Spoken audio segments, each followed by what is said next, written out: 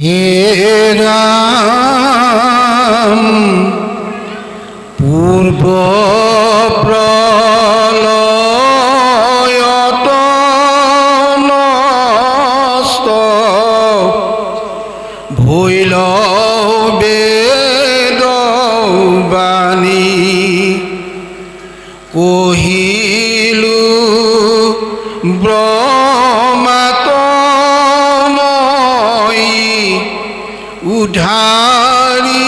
উধাৰিয়াওয়ানি বেদে যেন কৈতাক শুনা প্ৰাণ সখী মায়াময় বেদ ধৰ্ম সবাকো পেখি কেৱলে মাতো মাত্ৰ লৈবে শৰণ হুইবে কৰ্ম ফল তেজি তেবেশে প্ৰসন্ন মই বিনে বেদে কিছু আনন বখানেও চাৰিও বেদৰ তত্ৰ অৰ্থয়ে সিমানে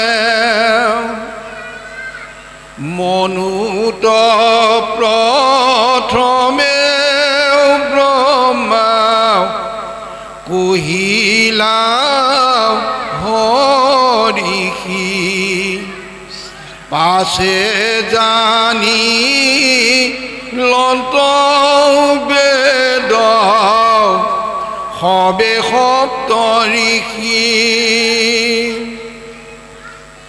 তাত পাছে পাইলে সুৰা সুৰসি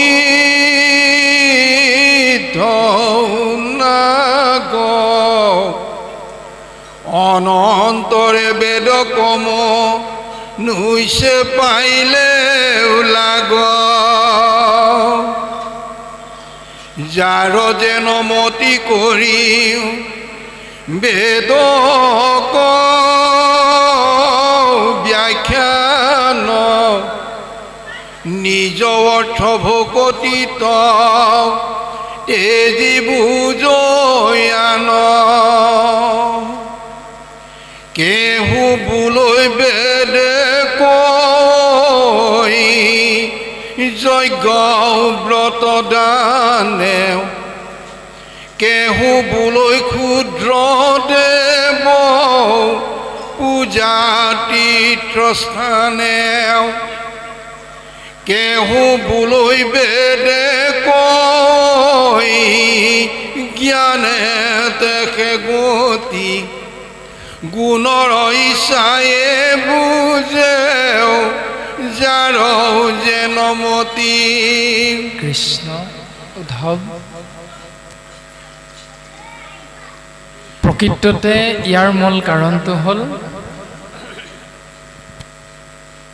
জীৱতত্ত্বই এই সংসাৰত ২৪টা তত্ত্বৰে গঠিত এক শৰীৰত যেতিয়া অৱস্থান কৰে অৱস্থান কৰোঁতে তিনি গুণৰ মাজত আবদ্ধ হৈ যায় সত ৰজ তম আৰু এই তিনি গুণৰ মাজত আবদ্ধ জীৱতত্ত্বই আধিদৈৱিক আধ্যাত্মিক আধিভৌতিক আদি তিনি তাপৰ মাজতো সোমাব লগা হয় আৰু এই তিনি তাপৰ পৰা পৰিত্ৰাণ পাবৰ বাবে একমাত্ৰ উপায়টো হ'ল নিজ অৰ্থ ভকতি কিন্তু তাক বুজি নলৈ গুণৰ ইচ্ছাই বুজে যাৰ যেন মতি সতগুণ ৰজগুণ তমগুণ এই তিনিও গুণ যাৰ লগত যিটো গুণৰ প্ৰাধান্যতা বেছি তেওঁ সেইটো গুণৰ অনুসাৰে শাস্ত্ৰৰ বাক্যৰ পদবন্ধে কোৱা কথাখিনি বাক্যৰ দ্বাৰা উল্লেখিত কথাখিনি তেওঁ সেইটো ধৰণে বুজি পায় যিধৰণে ঘৰত প্ৰত্যেক দিনাই মাছ মাংস গ্ৰহণ কৰা বাপ আইগৰাকী কেনেবাকৈ নামঘৰলৈ আহিলেও হয়তো মাজতে এষাৰ নোকোৱাকৈ নেৰে বোলে সেই সিদ্ধান্ত মুঠি বাহিৰত ল'লেও বেয়া নহয়, নামঘৰৰ ভিতৰতো গ্ৰহণ কৰাটো নিষেধ, আমাৰ শাস্ত্ৰই কৈছে। এনেধৰণে কথাটো হয়তো আমাৰ নভবাও নহয়। আৰু তাৰ অন্তৰালত এটা মূল বিষয় থাকে, চিন্তা থাকে। চিন্তাটো হ'ল যে নামঘৰৰ পৰা বাহিৰত যদি সিদ্ধান্ত মুঠি গ্ৰহণ কৰিব পৰা যায় তেতিয়াহ'লে মাছ মাংস অকণ উলিয়াব পৰা যাব, কিন্তু নামঘৰৰ মজিয়াৰ ভিতৰত সেই ভাগ অকণমান দূৰত। এই যে গুণটো সতগুণ ৰজগুণ তমগুণ, সেই গুণকেইটাৰ প্ৰাধান্যতাটো জন্মৰ পৰা আমি যিজনে যিটো পৰিৱেশত ডাঙৰ হ'ম সেই পৰিৱেশটোৰ ওপৰত নিৰ্ভৰ কৰে সেই গুণৰ প্ৰাধান্যতাটো। যদি ঘৰখনত সদায় খাই কাজিয়া হৈ থাকে, যিটো আমাৰ বিদ্যালয় পাঠ্যপুথিত এজন ৰজাই যেতিয়া ঘোঁৰাত উঠি ফুৰিবলৈ যাওঁতে এঘৰ গৃহস্থী ঘৰত সোমাই পানী খাবৰ বাবে চিন্তা কৰোঁতেই সেই গৃহস্থী ঘৰত সোমাওঁতে এটা ভাটৌৱে কৈছিল, ধৰ ধৰ মাৰ মাৰ। আমি কাহিনীটো সুন্দৰভাৱে বিদ্যালয় পাঠ্যপুথিত পাই আহিছোঁ নিশ্চয়। আৰু অন্য ঘৰত সোমাওঁতে সেই ঘৰৰ ভাটৌটোৱে কৈছিল যে আহক বহক। সেইটো হ'ল পৰিৱেশ। সেই যিটো জ্ঞান ভাটৌ চৰাইশালৰ জৰিয়তে, ৰজাৰ সেই কৰ্মটোৰ জৰিয়তে পাঠ্যপুথিত আমাক যি জ্ঞান দিছে সেয়াও শাস্ত্ৰৰ আধ্যাত্মিক জ্ঞানৰ মাজতে আছে, কিন্তু আমি তেতিয়া বুজি পোৱা নাছিলোঁ। আৰু এতিয়া হয়তো শাস্ত্ৰৰ মাজলৈ যাওঁতে সেইখিনি কথাই যে ইয়াৰ দ্বাৰা গুৰুজন বস্তু আমাক উপদেশ দিব বিচাৰিছে, জ্ঞান দিব বিচাৰিছে যে গুণ অনুসাৰে আমি যে মতবিলাক প্ৰকাশ কৰোঁ সেই গুণটো আমাৰ পৰিৱেশৰ পৰা উদ্ভৱ হৈ আহে। বৰ্তমান পদবন্ধে আমাক সিদ্ধান্ত দিছে, ভগৱন্ত কৃষ্ণ তত্ত্বই মহাভক্ত উদ্ধৱে জানিব বিচৰা প্ৰশ্ন যে উদ্ধৱ তুমি জানিব বিচাৰিছা একে বেদ বাক্যে কিয় ভৈল মতি ভেদ। সেই মতভেদটো তোমাৰ আগত আমি কওঁ শুনা, যে যেতিয়া পূৰ্বৰ মহাপ্ৰলয়ত বেদ তত্ত্ব নষ্ট হৈ গৈছিল, সেই নষ্ট হোৱা বেদ তত্ত্ব আমি উদ্ধাৰ কৰি আনি প্ৰথম সৃষ্টিকৰ ৰূপত প্ৰজাপতি ব্ৰহ্মাৰ হাতত আমি চমজাই দিছিলোঁ, অৰ্পণ কৰিছিলোঁ। আৰু সেই বেদ তত্ত্বৰ দ্বাৰা আমি ব্ৰহ্মাদেৱক উপদেশ প্ৰদান কৰা হৈছিল যে ইয়াত দুটা দৰ্শন আছে, এক হ'ল প্ৰবৃত্তিঞ্চ আৰু দুই হ'ল নিবৃত্তিঞ্চ, অৰ্থাৎ প্ৰবৃত্তি মাৰ্গ আৰু নিবৃত্তি মাৰ্গ। কুৰুক্ষেত্ৰ যুদ্ধৰ প্ৰাক মুহূৰ্তত দুৰ্যোধনেও ভগৱন্ত পুৰুষৰ চৰণত সেৱা নিবেদন কৰিছিল, ধৰ্মক জানোহো মই তথাপি প্ৰবৃত্তি নাই, অধৰ্মটো নিবৃত্তি নহয়। সেই প্ৰভু মই ধৰ্মক জানো, কিন্তু জানিলে কি হ'ব, তাত প্ৰবৃত্তি নহয়। অধৰ্ম কৰিলেও আকৌ নিবৃত্তি। গতিকে মই কোনটো কৰিম প্ৰভু, হৃদিস্থিত শুয়া স্বামী যেন কৰাই বাহা তুমি হৃষিকেশ কৰিবতে নয়। সমস্তৰে হৃদয়ৰ মাজত যিহেতু তুমিয়ে আছা প্ৰভু, মই দুৰ্যোধন ৰূপী শৰীৰটোৰ অন্তৰাত্মাটো তুমিয়ে পৰমাত্মা বিৰাজমান। গতিকে হৃদয়ত থাকি তুমি যি কৰিবলৈ নিৰ্দেশ কৰিবা প্ৰভু মই তাকেই কৰিম। এয়া প্ৰবৃত্তিঞ্চ নিবৃত্তিঞ্চ, অৰ্থাৎ আগম আৰু নিগম পথ। আৰু বেদৰ সেই আগম পন্থাটো প্ৰবৃত্তি মাৰ্গক শাস্ত্ৰত সিদ্ধান্ত দিছে যে মায়াময় দেৱ ধৰ্ম সবাকো উপেক্ষী।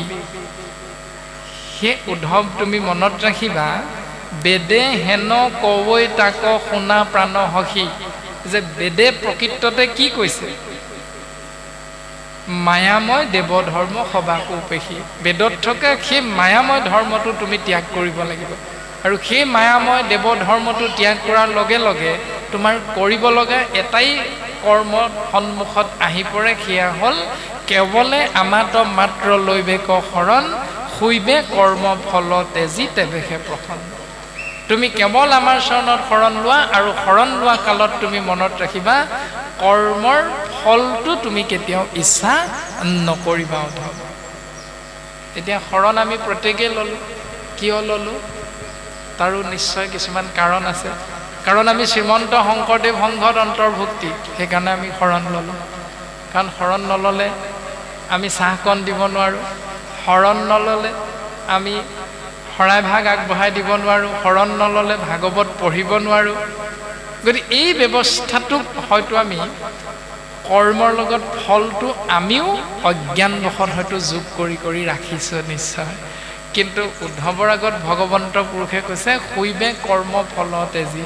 তুমি যেতিয়াই শৰণ ল'বা, শৰণ লোৱা কালৰ পৰা আমি প্ৰত্যেকেই কৰ্মত যিটো ফল যোগ হৈ থাকে সেই ফলটো আমি ত্যাগ কৰিব লাগিব। তাৰে মূল দৰ্শন আমি শিৱসাগৰ খনামুখৰ পৰা আহিছোঁ। আমাক পল্লৱ দাই বাপজনাই যোগাযোগ কৰি দিছিল আপোনাসৱৰ লগত, আৰু তেৰাৰেই কৃপাধন্য হৈ আমি আজি আপোনাসৱৰ মাজত আহি উপস্থিত হ'লোঁ। আৰু উপস্থিত হোৱাৰ প্ৰাক মুহূৰ্তত যোগাযোগৰ সময়খিনিত আমাক যেতিয়া সুধিছিল যে বাপ আপুনি ইয়াৰ পৰা মাজুলীত গৈ অনুষ্ঠান কৰিলে আপোনাক কিমান পইচা দিব লাগিব, সেই যে পইচাটো আজি এমাহমানৰ আগত যোগাযোগৰ সময়ত আহি পৰিছিল মাননীটোৰ কথা, সেইটোৱে হ'ল আজি কৰি থকা কৰ্মটোৰ ফলটো। সেই যে এমাহৰ আগত আমি যোগাযোগৰ কথোপকথনত আজি উপস্থিত হোৱাৰ দিনটোৰ বাবদ আমি যে এটা ফলৰ আশা কৰিছিলোঁ, সেই ফলটো যদি আশা কৰা হয় তেতিয়াহ'লে আজি কৰি থকা কৰ্মটো নিষ্ফল হৈ যায়, তাত ফল নধৰে। গতিকে আমি বাপক কোৱা হৈছিল যে আমাৰ কৰ্ম ঈশ্বৰৰ নাম আশ্ৰয় কৰা, এয়া হ'ল আপোনাসৱ কল্পতৰু প্ৰাথমিকৰ বাপাইসকলৰ আজ্ঞা আদেশ। আৰু সেই আজ্ঞা বা আদেশক আমি আশীৰ্বাদ হিচাপে শিৰোগত কৰি নিৰ্দিষ্ট সময়ত ঈশ্বৰৰ কৃপা হ'লে আমি নিশ্চয় অনুষ্ঠানত উপস্থিত হ'ব পৰা যাব। আৰু গৈ অনুষ্ঠান কৰাৰ অন্তত বিদায় বেলাত আপোনাসৱৰ উদ্যোক্তা মণ্ডলীৰ কৰ্মকৰ্তা তথা বিষয়ববীয়াসকলে মৰম স্নেহেৰে কিবা আগবঢ়োৱা নবঢ়োৱাটো সেইটো তেওঁলোকৰ নিজৰ কথা, সেইটো আমাৰ ক'ব লগা নাই। গতিকে শাস্ত্ৰই আমাক তেনেধৰণে চিন্তাখিনি বেদৰ মতটো প্ৰকাশ কৰিছে যে উদ্ধৱ তুমি মনত ৰাখিবা, যেতিয়াই তুমি শৰণ গ্ৰহণ কৰিবা, শৰণ গ্ৰহণ কৰা কালৰ পৰা তুমি কৰ্ম কৰা ফলটোক তুমি কেতিয়াও বাঞ্ছা নকৰিবা উদ্ধৱ। আৰু শুনা উদ্ধৱ, মই বিনে বেদে কিছু আন নবখানে, চাৰিও বেদৰ তত্ত্ব অৰ্থ এহিমানে। মোৰ বাহিৰে বেদে কাৰো কথা কোৱা নাই, চাৰিও বেদৰ তত্ত্ব কেৱল মই উদ্ধৱ, আৰু সেইকাৰণে তুমি মুঠ শৰণ লোৱা। শৰণ শব্দৰ তাত্ত্বিক অৰ্থ তালব্য শ মানে হ'ল আমাৰ এই ২৪টা তত্ত্বৰে গঠিত শৰীৰ, ৰ মানে হ'ল মন বা বেগ, মূৰ্ধন্য ন মানে হ'ল চৈতন্য। অৰ্থাৎ শৰীৰ আৰু মনক চৈতন্য শক্তি কৃষ্ণস্তু ভগৱন্তৰ নাম ভাৱনাৰ ফালে ধাৱমান কৰোৱাব পৰা ব্যৱস্থাটোৰ নামেই হ'ল শৰণ। এতিয়া আমি কিমানে কৰিছোঁ, কেনেকৈ কৰিছোঁ তাকে বুজিবৰ বাবে শাস্ত্ৰই কথাখিনি সুন্দৰভাৱে প্ৰকাশ কৰিছে। উদ্ধৱ, মনুত প্ৰথমে ব্ৰহ্মা কহিলা হৰিষি, পাছে জানিল অন্ত বেদ সবে সপ্তঋষি। ব্ৰহ্মাক যেতিয়া পদ্মকল্পত মই সমস্ত তত্ত্ব প্ৰদান কৰিলোঁ, তাৰ পাছত ব্ৰহ্মাই তেওঁৰ মানস পুত্ৰ মনুৰ আগত প্ৰকাশ কৰিলে মই কোৱা এই তত্ত্বমূলক দৰ্শনটো। মনুত প্ৰথমে ব্ৰহ্মা কহিলা হৰিষি, আনন্দ মনেৰে মনুৰ পুত্ৰ মনুৰ আগত প্ৰকাশ কৰিলে। আৰু তাৰ পাছত সেই বেদৰ জ্ঞান তত্ত্ব লাভ কৰিলে সপ্ত ঋষি, অৰ্থাৎ 7জন ঋষিয়ে। অত্ৰি, অংগিৰা, পুলহ, পুলস্ত, মৰিচি, বশিষ্ঠ, ক্ৰতু, এই 7জন ঋষিৰ দ্বাৰা এই বেদ তত্ত্ব মূল ভাৱনা আশ্ৰয় হৈছে আৰু জগতত প্ৰকাশমান হৈছে। ও তাত পাছে পাইলে সুৰা সুৰ সিদ্ধ নাগ, অনন্তৰে বেদ কমনুইছে পাইলে লাগ। সপ্ত ঋষিৰ পাছত বেদ তত্ত্ব লাভ কৰিছে সুৰাসুৰ।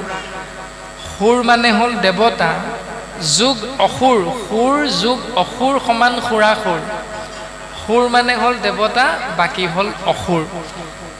দেৱতাই পালে, তাৰপাছত অসুৰসকলে পালে, তাৰপাছত সিদ্ধসকলে পালে, তাৰপাছত নাগসকলে পাইছে। আৰু অনন্তৰে মানে সদৌ শেষত বেদ তত্ত্ব মনুষ্যে পাইলে লাগ, মানুহে পাইছে, অৰ্থাৎ আমাৰ হাতত আহি পৰিছেহি। এতিয়া আমাৰ হাতত পৰাৰ পৰা গোটেইখন খেলি মেলি হৈ গ'ল। ভাগৱতে সিদ্ধান্ত দিছে, যাৰ যেন মতি কৰে বেদ ব্যাখ্যান, নিজ অৰ্থ ভকতি তেজি বুজয়ান। যাৰ যেনেকুৱা মত গুণ অনুসাৰে সেই মতটো আমি প্ৰত্যেকে প্ৰকাশ কৰি বেদৰ ব্যাখ্যা কৰিবলৈ লাগি গ'লোঁ। প্ৰকৃততে উদ্ধৱ 24টা তত্ত্বৰে গঠিত শৰীৰত প্ৰৱেশ কৰা 25 নম্বৰ পৰম আত্মাৰ সন্তানস্বৰূপ আমি আত্মা তত্ত্বৰ স্বধৰ্মটো আছিল মোক চিন্তা কৰা ভক্তি। কিন্তু সেইটোক বাদ দি আমি জীৱতত্ত্বই নিজৰ নিজৰ গুণ অনুসাৰে ভাৱনা ইজনে সিজনৰ আগত প্ৰকাশ কৰিবলৈ লাগি গ'লোঁ। যাৰ যেন মতি কৰে বেদক ব্যাখ্যা। এতিয়া প্ৰমাণটো পাইছোঁ, শ্ৰীমন্ত শংকৰদেৱ সংঘ আমি, গতিকে আমাৰ নিয়মটো শুদ্ধ। কিন্তু শুদ্ধ বিচাৰ কৰিবলৈ যাওঁতে যদি চিন্তা কৰোঁ, পিতৃদেৱো ভৱ মাতৃদেৱো ভৱ অতিথিদেৱো ভৱ। পিতৃক ঈশ্বৰ জ্ঞান কৰা, মাতৃক ঈশ্বৰ জ্ঞান কৰা, অতিথিক ঈশ্বৰ জ্ঞান কৰা। এতিয়া অতিথিক ঈশ্বৰ জ্ঞান কৰিবলৈ যাওঁতে যেতিয়া আমাৰ অনুষ্ঠানৰ এজন ভকত আহি আমাৰ গৃহত উপস্থিত হয়, তেতিয়া এজোকা ঘোষা গাই আমি সেৱা কৰোঁ পৰি পৰি। কিন্তু বামুণীয়া পন্থ বা সত্ৰ সমাজৰ এজন ভকত যদি আমাৰ গৃহত উপস্থিত হয়, তেতিয়া কিন্তু আমি ঘোষা জোকা গাই সেৱা নকৰোঁ। এতিয়া শুদ্ধ হ'ল নে নহ'ল ভাগৱতৰ মতে নিয়মটো? আমাৰ মাজতো হয়তো শাস্ত্ৰই কোৱা এই দৰ্শনটো ক'ৰবাত নহয় ক'ৰবাত কেনা লাগি আছে। গতিকে আমি চিন্তা কৰাটো অতীৱ প্ৰয়োজন। পিতৃদেৱো ভৱ, পিতৃক ঈশ্বৰ জ্ঞান কৰা। এতিয়া বোৱাৰীগৰাকীয়ে যেতিয়া সন্তানটোক বিদ্যালয়ত স্কুটিখনেৰে থবলৈ যাব পুৱাৰ ভাগত 7:30 বা 8 মান বজাতে, বাৰান্দাতে বহি থকা শহুৰ দেউতাক সন্তানটিক দেখুৱাই আঙুলি টোৱাব, শুনটো বাৰান্দাতে ককা বহি আছে, তুমি সেৱা ভাগ কৰিবা দেই, আৰু ককাক ক'বা, ককা মই বিদ্যালয়লৈ যাওঁ, তুমি মোক আশীৰ্বাদ কৰা। এইবুলি নিশ্চয় বোৱাৰীয়ে আমি শহুৰ দেউতাক সেৱা কৰিবৰ বাবে সন্তানটোক শিকাওঁ। কিন্তু পঞ্চম স্কন্ধ ভাগৱতত ঋষভ প্ৰভুৱে একদিনা পুত্ৰগণ লয়া ভগৱন্ত ব্ৰহ্মাৱৰ্ত দেখে পাছে প্ৰৱেশ ভৈলন্ত। 100জন পুত্ৰক লগত লৈ ঋষভ প্ৰভুৱে যেতিয়া ব্ৰহ্মাৱৰ্ত দেশত প্ৰৱেশ কৰিছিল, প্ৰৱেশ কৰি সেই ব্ৰহ্ম ঋষিসকলৰ সন্মুখত প্ৰথম ঋষভ প্ৰভুৱে নিজে মূৰ দুৱাই সেৱা কৰিছে, কৃতাঞ্জলি সেৱা। ঋষভ প্ৰভুৱেতো এবাৰো নক'লে, সেই মোৰ পুত্ৰসকল, এওঁলোক আমাৰ শ্ৰদ্ধাৰ পাত্ৰ, এওঁলোকক তোমালোকে সেৱা কৰা, এই বুলি নাই কোৱা। অৰ্থাৎ এজন ধৰ্মগুৰুৱেও প্ৰকাশ কৰিছে যে উপদেশতকৈ আৰ্হি ভালি মিঠাই খোৱা সাধুটো যে আমি পাইছিলোঁ, আইতাকগৰাকীয়ে নাতিয়েকক যে লৈ গৈছিল মিঠাই খোৱাটো এৰুৱাই দিব লাগে, আৰু ধৰ্মগুৰুৱে কৈছিল মোক এমাহমান সময় দিয়ক, আৰু সুধিছিল কিয় এমাহ সময় ল'লা? বোলে আচলতে আইতা ময়ো মিঠাই খাই ভাল পাওঁ, গতিকে আপোনাৰ নাতিক মই মিঠাই নাখাবলৈ ক'ব নোৱাৰোঁ, কাৰণ এইটো মিছা কথা কোৱা হ'ব, কাৰণ প্ৰকৃততে ময়ো ভাল পাওঁ মিঠাই খাই। মই প্ৰথম মিঠাই খোৱা স্বভাৱটো এৰি লৈছোঁ, তাৰ পাছতহে মই সঁচা উপদেশটো দিব পাৰিছোঁ আইতা। এনেধৰণে উপদেশতকৈ আৰ্হি ভাল এই দৰ্শন দিছে। গতিকে আমি বাৰান্দাত বহি থকা ককাকক সেৱা কৰিবৰ বাবে নাতিক উপদেশ দিয়াতকৈ আমি বোৱাৰী হিচাপে যদি দেউতাক আমি সেৱা ভাগ কৰি দেখাওঁ, তেতিয়া আপোনা আপুনি আমাৰ সন্তানটোৱে দেউতাক ককাকক সেৱা কৰি ওলাই গুচি যাব। এই যিটো ব্যৱস্থা উপদেশতকৈ আৰ্হিবাল, ভাগৱতে এইটো নিয়ম শিকাইছে। গতিকে আমাৰ সমাজ কি, আমি কোন সমাজৰ, আমাৰ উপাধি কি, আমাৰ জন্মগত বংশ জাতি কি, এইটো ডাঙৰ কথা নহয়। ডাঙৰ কথাটো হ'ল আমি আৰাধ্য দেৱ হিচাপে যেতিয়া কৃষ্ণ তত্ত্বক নিৰ্বাচন কৰি ল'লোঁ শাস্ত্ৰসন্মতে, সেই দিনটোৰ পৰা আমাৰ আচাৰ আচৰণ স্বভাৱ চৰিত্ৰ, আমাৰ কৰ্ম ধৰ্মলৈ কেনেকৈ ৰূপান্তৰিত কৰিব পাৰিম তাৰ উপদেশ সুন্দৰভাৱে প্ৰকাশ কৰিছে। আমি প্ৰত্যেক দিনাই কৰ্ম কৰোঁ, কিন্তু সেই কৰ্ম প্ৰত্যেক মুহূৰ্ততে ধৰ্ম নহ'বও পাৰে। ধৰ্মলৈ ৰূপান্তৰিত কৰা ব্যৱস্থাটো উপদেশ ৰূপত গুৰুজনাই ভাগৱতৰ মাধ্যমেৰে আমাক দেখাইছে। তপ জপ তীৰ্থ ব্ৰত আৰু সদাচাৰ, ধন জন পুত্ৰ ভাৰ্যা গৃহ আপোনাৰ, সমস্তকে শুদ্ধভাৱে অৰ্পিলে কৃষ্ণত তাকে সে বোলয় ধৰ্ম মহাভাগৱত। এয়া হ'ল মহাভাগৱত ধৰ্ম। একান্ত ভকতে যাক কৰে নিতে ৰতি সেহি ভাগৱত ধৰ্ম জানিবা নৃপতি। এতিয়া নামঘৰীয়া বাপজনকে আমি বাস্তৱ সন্মত পৃথিৱীখনত পৰম ভকত বুলি ভাবি ল'ব পাৰোঁ, আৰু ভাবি লোৱাৰ লগে লগে নামঘৰীয়া বাপজনে যেতিয়া পুৱা গধূলি সেৱা কৰে ঈশ্বৰৰ চৰণত, এতিয়া সেই নিয়মটো ভাগৱত ধৰ্ম যদি হয়, তেতিয়াহ'লে আমি তেনেধৰণে সেৱাভাগ নিবেদন কৰিবলৈ গুৰু গৃহভাগ আমি নিৰ্মাণ কৰিছোঁ নে নাই কৰা। গতিকে প্ৰত্যেকটো কথা ভাগৱতৰ পদে আমাক প্ৰকাশ কৰিছে। সেই উদ্ধৱ জীৱতত্বৰ প্ৰকৃততে স্বধৰ্ম হ'ব লাগে মোৰ নাম শ্ৰৱণ কীৰ্তন কৰা। কেহু বোলৈ বেদে কবৈ যজ্ঞ ব্ৰত ধান, কেহু বোলৈ ক্ষুদ্ৰ দেৱ পূজা তীৰ্থ স্নান, কেহু বোলৈ বেদে কবৈ জ্ঞানতে সে গতি, গুণৰ ইচ্ছাই বুজে যাৰ যেন মতি। উদ্ধৱ এইটো গুণৰ প্ৰভাৱ। কোনোৱে ক'লে যজ্ঞ কৰা তোমাৰ মংগল হ'ব, কোনোৱে ক'লে ব্ৰত পালন কৰা তোমাৰ মংগল হ'ব, কোনোৱে ক'লে দান দিয়া তোমাৰ মংগল হ'ব, কোনোৱে ক'লে ক্ষুদ্ৰ দেৱতাক পূজা কৰা, কোনোৱে ক'লে তীৰ্থক্ষেত্ৰত স্নান কৰা ভ্ৰমণ কৰা, আৰু কোনোৱে ক'লে বেদে হেনো কৈছে জ্ঞান মাৰ্গৰ দ্বাৰা জীৱৰ গতি হ'ব। উদ্ধৱ এই সকলোখিনি মিছা কথা। এইখিনি প্ৰকৃততে বেদৰ মূল দৰ্শন নহয়। এইখিনি হ'ল এজন শৰীৰধাৰী ব্যক্তি তত্ত্বই নিজৰ লগত লৈ অহা সত ৰজ তম তিনি গুণৰ প্ৰাধান্যতাৰ ওপৰত প্ৰকাশ কৰা নিজৰ মত। উদ্ধৱ এইখিনি তুমি বিশ্বাস নকৰিবা। এনেধৰণে পদৰ দ্বাৰা ভগৱন্ত বস্তুৱে উদ্ধৱক উপদেশ দিয়াৰ চলেৰে কৃপালু শ্ৰীমন্ত শংকৰদেৱ পৰম গুৰুজনে আমি সমস্ত কলিৰ মলমতী মনুষ্যক উপদেশ প্ৰদান